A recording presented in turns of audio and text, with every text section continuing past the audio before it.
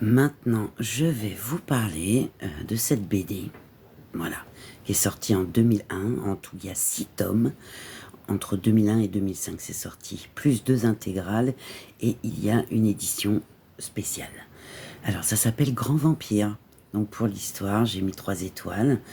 On a Fernand, qui est un vampire traditionnaliste. Il dort dans un cercueil, s'habille à l'ancienne mode. En revanche, il ne tue jamais les personnes à qui il prélève un peu de sang. Et Fernand est un sentimental. Et pour oublier Liu, il sort dans des rêves parties avec Aspirine, une charmante vampire, et passe la nuit au Louvre avec une jolie touriste japonaise. Mais est-il prêt à revivre une histoire d'amour? Ça, c'est la grande question. Pour le dessin, j'ai trouvé que c'était vraiment un dessin vraiment en accord avec le scénario.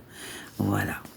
Comme ça, on peut se dire que c'est peut-être un peu enfantin, mais pas du tout, vu les dialogues. Voilà. C'est vraiment, on va dire, les grands ados, 16-17 ans, et pour les adultes. Voilà. Sincèrement, c'est très sympa, ça change, c'est original.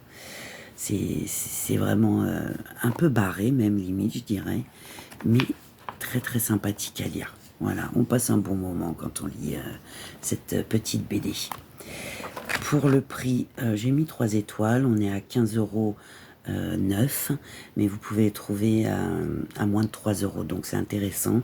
Et on a un intégral qui est à 39 € et vous pouvez le trouver à moins 25 en occasion, donc pas mal. Pour le plaisir de le lire, écoutez, j'ai mis 3 étoiles.